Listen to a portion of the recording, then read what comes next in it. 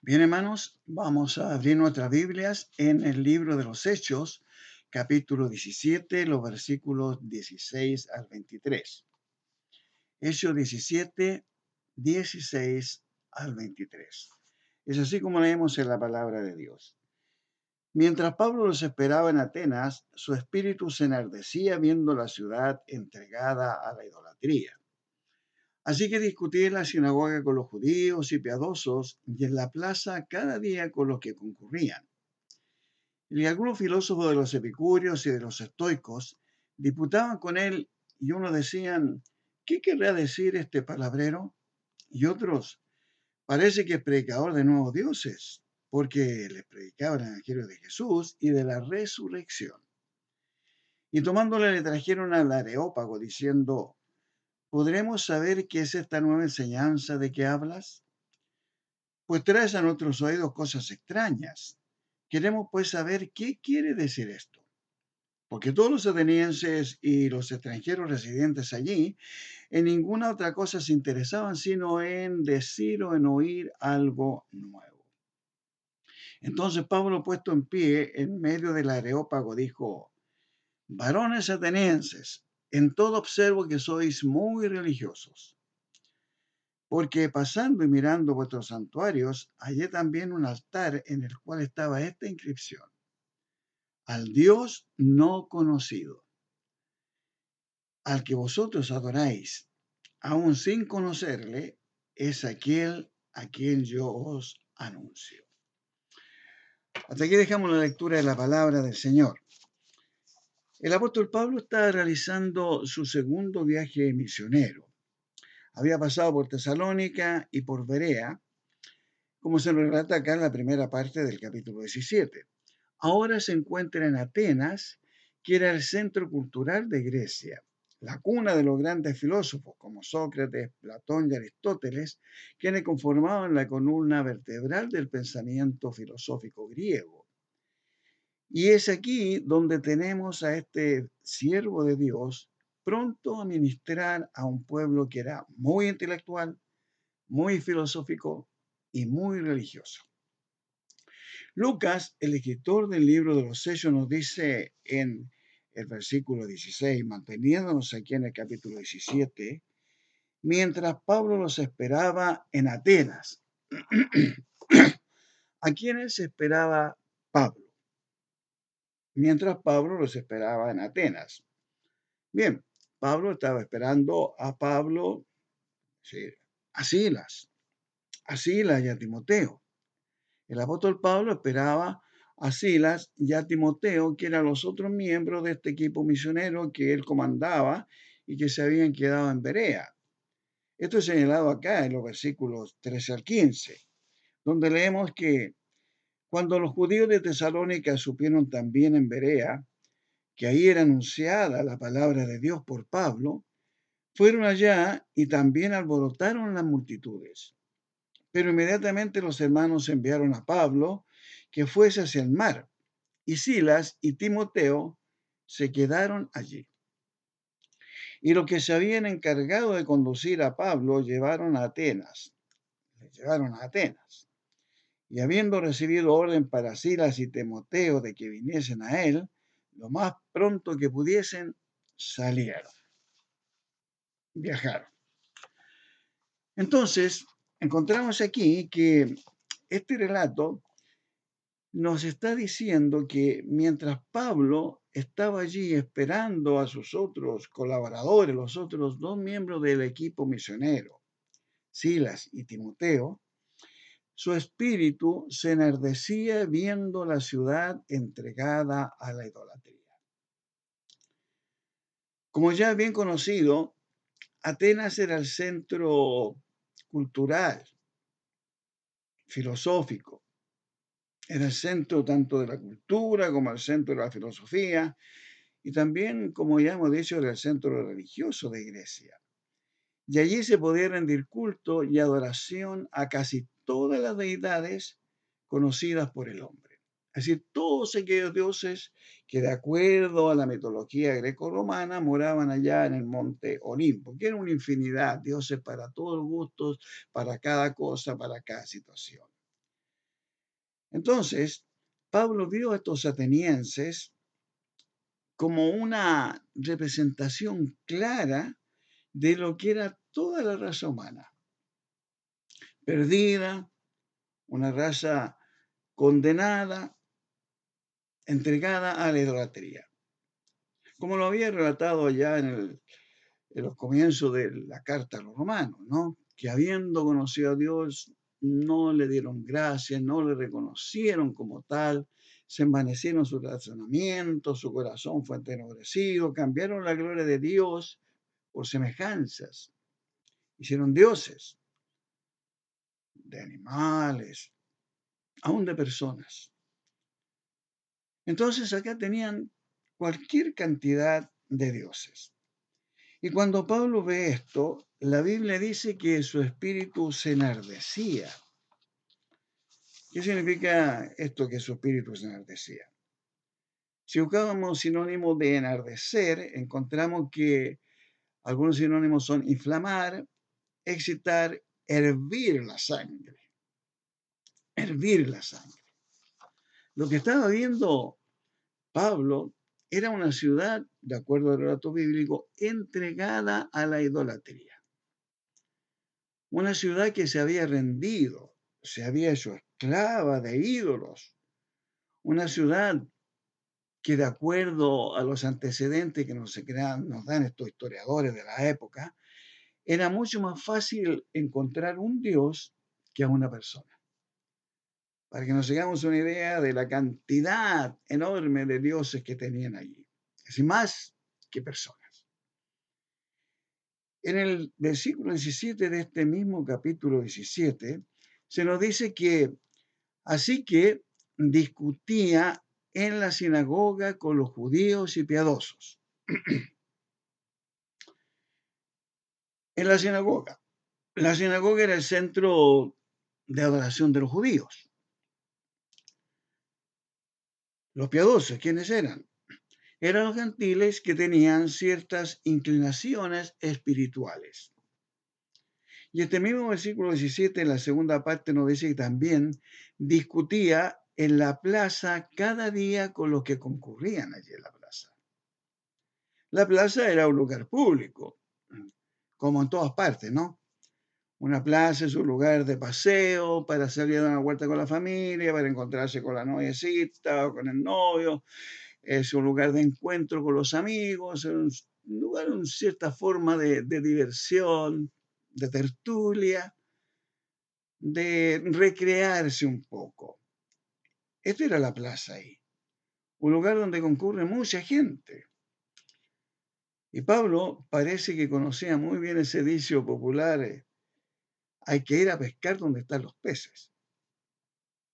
De manera que muy probable que el razonamiento de Pablo era que si yo voy a hablar a gente, a multitudes que son afectadas, influenciadas por esta idolatría, que están amarrados, prisioneros, esclavos de esta cantidad enorme de dioses paganos, ¿dónde lo voy a encontrar? Al común de la gente lo voy a encontrar en la plaza.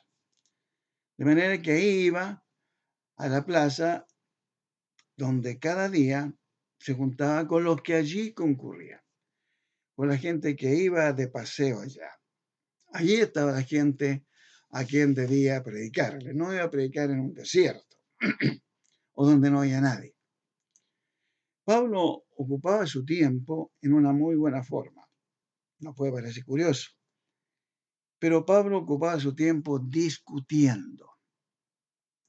Discutiendo. Es decir, debatiendo. Esa es la traducción literal del sentido bíblico de la palabra discutiendo.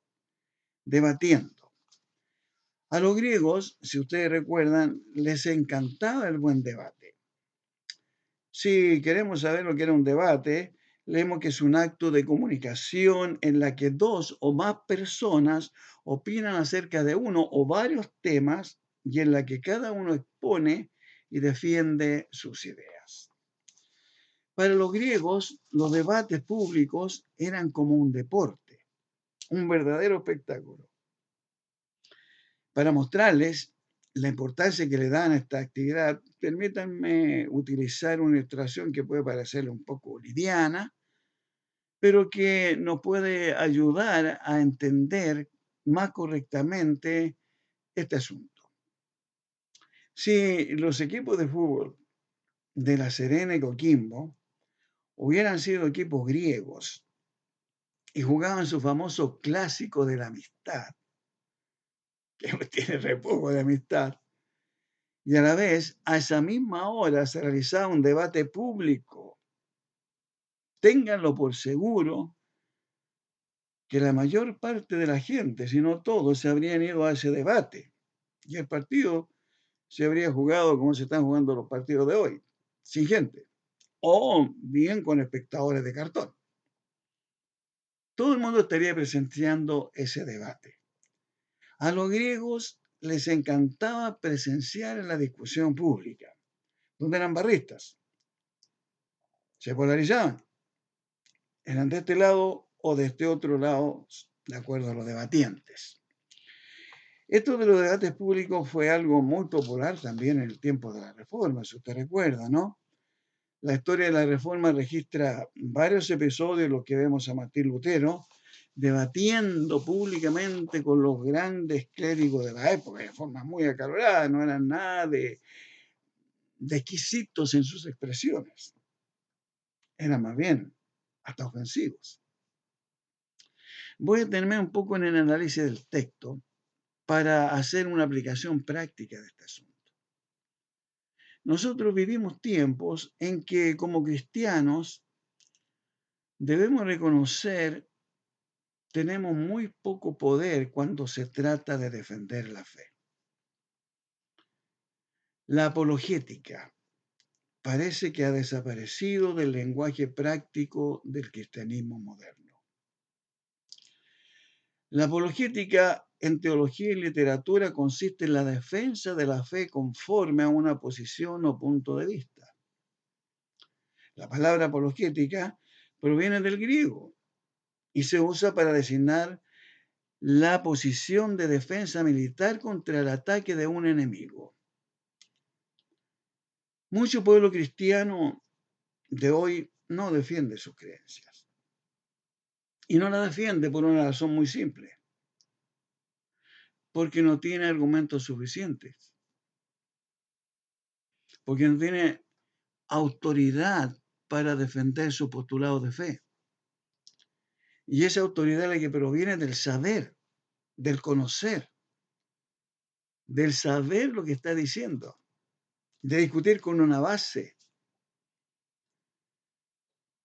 Desgraciadamente, tenemos que aceptar que en nuestros tiempos modernos se ha relajado mucho el hábito antiguo de escudriñar, de meditar, de estudiar, aún la lectura misma de la palabra de Dios. Entonces el cristiano no puede defender su postulado de fe porque no sabe usar la espada del Espíritu, que es la palabra de Dios.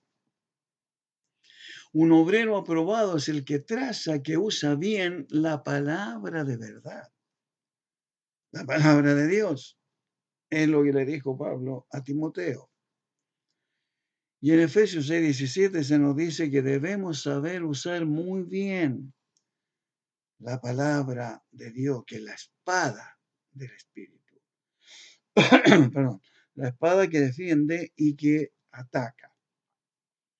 Entonces, el cristianismo moderno ha caído en el mismo error de aquellos saduceos a quienes el Señor le dijo en una ocasión a manera de censura fuerte: erráis, se equivocan, ignorando las Escrituras y el poder de Dios.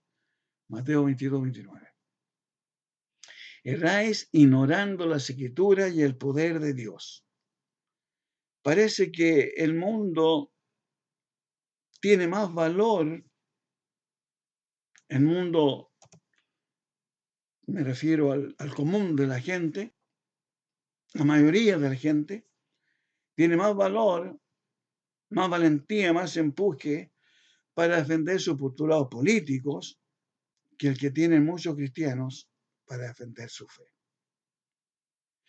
El espíritu de Pablo se enardecía, hervía su sangre y él hablaba con los religiosos, hablaba en la sinagoga con los judíos y estaba en la plaza para hablar con cualquier persona que anduviera por allí, defendiendo su fe con autoridad, la autoridad que le daba el saber lo que decía, porque había escudriñado, conocía bien la palabra de verdad. Me recuerdo algunos años atrás, cuando vivía en Santiago, en muchas ocasiones pasé por la conocida Plaza de Armas, ¿no? Seguramente ustedes la conocen. La Plaza de Armas, un lugar de encuentro de pintores, de jubilados y de palomas. Ahí frente a la Catedral Católica Romanista, que es la más importante del país. Y allí, a ciertas horas, cuando había el mayor flujo de gente dando vueltas por ahí, había un cierto número de personas creyentes que comenzaban a hablar de la Biblia, pero la hablaban de una forma en que hacían una correcta relación de los hechos actuales, lo que sucedía tanto en política, tanto en cualquier medio social, con una relación directa a la palabra de Dios. Mucha gente se tenía porque escuchaba cosas actuales, cosas que estaban sucediendo, que todos veían, que todos conocían. Pero cuando entraban con el tema bíblico, ya muchos comenzaban a decir palabras fuertes, incluso a burlarse o a ofender, y se transformaba en un gran debate. Todo eso. Una gran discusión. Bueno, era lo que Pablo hacía ahí en la plaza. Él discutía, debatía. Y cuando nosotros volvemos aquí al pasaje bíblico, en el versículo 18 leemos, y algunos filósofos de los epicúreos y de los estoicos disputaban con él, y uno decían, ¿qué querrá decir este palabrero? ¿Qué querrá decir este bueno para hablar, tanto bla, bla, bla, bla, bla, habla y habla y habla, cosas aquí? ¿Qué querrá decir este palabrero? Y otros decían, parece que es predicador de nuevos dioses. Trae algo nuevo este hombre, ¿no? Así vamos por lo menos a prestarle atención de qué se trata esto nuevo que nos está compartiendo acá, de lo cual está hablando aquí. Entonces, estaban los que criticaban a manera de ofensa, un palabrero simplemente. Los otros parece que algo interesante tiene, algo novedoso. Y todo era producto de qué? Porque les predicaba el Evangelio de Jesús y la resurrección. Cosa que para ellos era absolutamente nuevo, discutible. El equipo contrario a Pablo en estos debates lo conformaban dos clases de filósofos, que aunque entre sí tenían pensamientos distintos, no eran muy amigos entre sí, habían encontrado en Pablo un enemigo común, así que se potenciaban unos con los otros en contra de Pablo, el apóstol Pablo. Estos eran los epicúreos y los estoicos. Los epicúreos consideraban que el fin supremo del hombre era pasarlo bien, el culto al placer, al tener, al darse todo lo gusto, eran muy materialistas. Y aun cuando no negaban la existencia de Dios, creían que él estaba ajeno a todos los acontecimientos humanos. Y que al morir una persona, simplemente su cuerpo y su alma se desintegraban. Enemigos de la resurrección.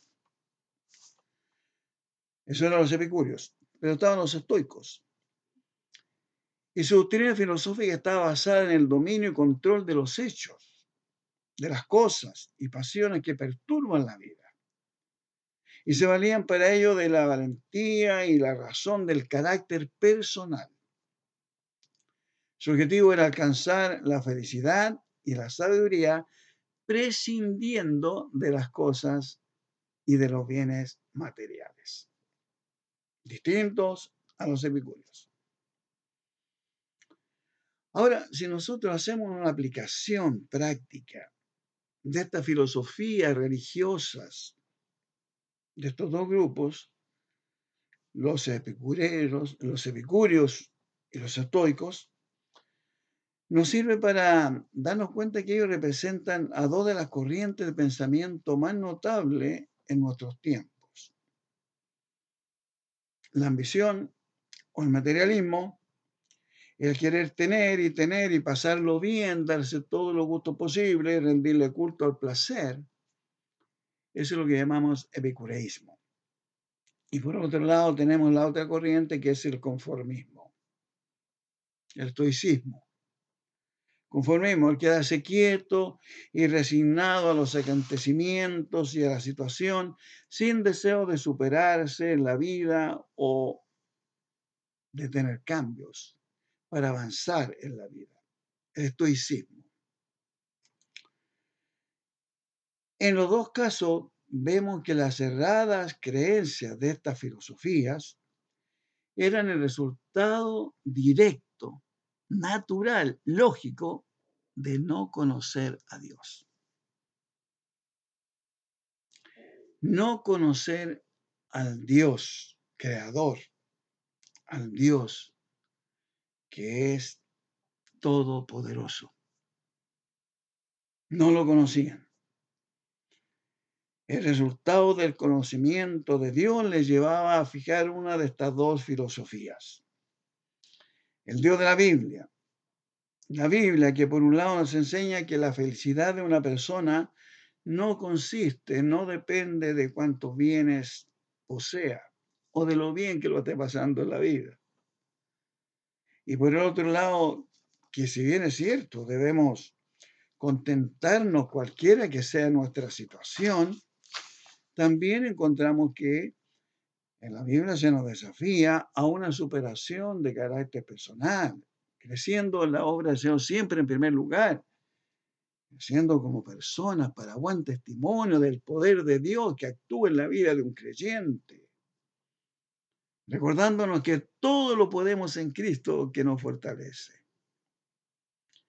El desconocimiento de Dios, del Dios de la Biblia, puede llevarnos fácilmente a adoptar uno de estos dos pensamientos. Uno de estos dos. Para estos dos grupos eran válidas las palabras dichas por el Señor Jesús. Ustedes están errando porque ignoran las Escrituras y el poder de Dios. Ahora, mirar el versículo 18, nos damos cuenta que estos grupos tenían distintas opiniones respecto del mismo apóstol Pablo. Uno decía: ¿qué quiere decir este palabrero? Como ya lo mencionamos. Este pueblo iluso que habla y habla pura fantasía, habla de la resurrección, una fantasía, algo imposible. Y otros decían: parece que es predicador de nuevos dioses, porque hablaba de Jesucristo, de quien no habían oído. Estas opiniones son igualmente parecidas a las que tiene nuestro mundo moderno, respecto a nosotros los cristianos. Estos pobrecitos creen y hablan pura fantasía. ¿Cómo ahora, en pleno siglo XXI, pueden creer en el cielo, en el infierno, los ángeles, los demonios, en la resurrección de los muertos? Y los versículos 19 y 21 nos dicen que tomándole le trajeron al Areópago diciendo: ¿podremos saber qué es esta nueva enseñanza que hablas? Pues traes a nuestros oídos cosas extrañas. Queremos pues saber qué quiere decir esto. Porque todos los atenienses y los extranjeros residentes allí en ninguna otra cosa se interesaban sino en decir o en oír algo nuevo. Entonces llamó Pablo al Areópago para que compartiese su nueva doctrina con las multitudes ahí reunidas. El Areópago, en la antigua ciudad griega o en la antigua Grecia, era la sede del consejo o era un monte que estaba situado al oeste de la Acrópolis de Atenas. Y las funciones principales del Consejo del Areópago era de actuar como un tribunal que controlaba a los magistrados, interpretaba las leyes, juzgaba a los homicidios y resolvía los conflictos entre los ciudadanos. Areópago, su nombre significa colina de Ares o colina de Marte. Ares era el nombre griego para el dios de la guerra, el mismo que los romanos llamaban Marte. Ares o Marte, de acuerdo a los griegos y los romanos. Un mismo dios, dios de la guerra. Los atenienses se sentían muy orgullosos de su capacidad intelectual y disfrutaban oyendo nuevas ideas, les encantaba escuchar las cosas nuevas. Por algo Grecia era el centro de la intelectualidad. Por eso el versículo 21 dice, porque estos atenienses y los que residían allí, los extranjeros, no se interesaban en ninguna otra cosa, sino en decir y en oír algo nuevo. Ahora nos vamos a quedar hasta aquí con estas enseñanzas de esta porción bíblica. Hay cuanto más que sin duda ustedes ya han escuchado en otra ocasión, podemos también volver o continuar a tratar este tema. Pero quedémonos por ahora con estas tres enseñanzas. En primer lugar, el desafío a que seamos valientes para defender nuestra fe usando con poder y autoridad la palabra de Dios. Para ello es absolutamente indispensable que la conozcamos. Y para conocerla tenemos que interesarnos en su estudio, el estudio personal, la lectura cotidiana, conocer las Escrituras. Así podemos defender nuestra fe con la autoridad del que sabe lo que está diciendo. En segundo lugar, cuidémonos de ser víctima del epicureísmo. Es decir, de pensar que la vida consiste solamente en obtener cosas para sentirnos bien y pasarlo bien. Una tendencia al materialismo y al placer. No está allí el verdadero placer, no está en las cosas que podemos conseguir. Vamos a buscar primeramente el reino de Dios. Lo demás viene por añadidura, es decir, Dios lo agrega. Y en tercer lugar, luchemos, esforcémonos por superarnos de acuerdo a la voluntad de Dios, no cayendo en el conformismo del estoicismo. Nos caemos, fracasamos, pero nos levantamos y seguimos. Cosas no resultan, seguimos luchando. Fracasó una empresa, fracasó un esfuerzo por lograr algo. Hay otra ocasión, otra oportunidad. No al conformismo, no al estoicismo. Entonces, recuérdalo. Conocimiento de la palabra de Dios, conocimiento de las promesas de Dios para no forzarnos en un materialismo improductivo en el área espiritual y cuidado con ser excesivamente conformistas. Todo lo podemos en Cristo, que nos fortalece. Es la promesa de Dios y es la razón por la cual los cristianos sí podemos esforzarnos y luchar por superar metas, con la ayuda del Señor que nos fortalece. Tengamos una oración. Nuestro Dios y Padre, agradecemos por esta experiencia vivida por el apóstol Pablo cuando estaba allí en Atenas. Gracias por el ejemplo que nos deja, por su valentía, por su autoridad espiritual para compartir el mensaje con todo tipo de personas. Gracias por las lecciones que podemos sacar nosotros de esta porción bíblica. Y en oración entonces, Padre, que tú nos ayudes a estar cada día más interesados en el conocimiento de tu palabra. Gustar tanto de los mensajes, pero gustar también de la lectura personal, de lo que nosotros podemos encontrar. Ayúdanos a no caer en el exceso de la ambición desmedida, de querer lograr cosas, en desmedro de nuestra atención a los asuntos espirituales. Y sepamos buscar primeramente tu reino, tus cosas, y esperar que tú nos añadas lo demás. Y ayúdanos a no desmayar frente a las dificultades, a no conformarnos, sino a seguir luchando. Porque mientras tú nos tienes acá con vida, Dios nos da la fuerza, nos da la esperanza y la confianza en ti para continuar avanzando en nuestra vida de fe. Te doy gracias por lo que hemos considerado y ruego que tú, Dios, por tu Espíritu lo apliques de acuerdo a nuestra propia necesidad personal. En el nombre del Señor Jesús te lo ruego. Amén. Gracias, hermanos, por su atención y que el Señor les bendiga.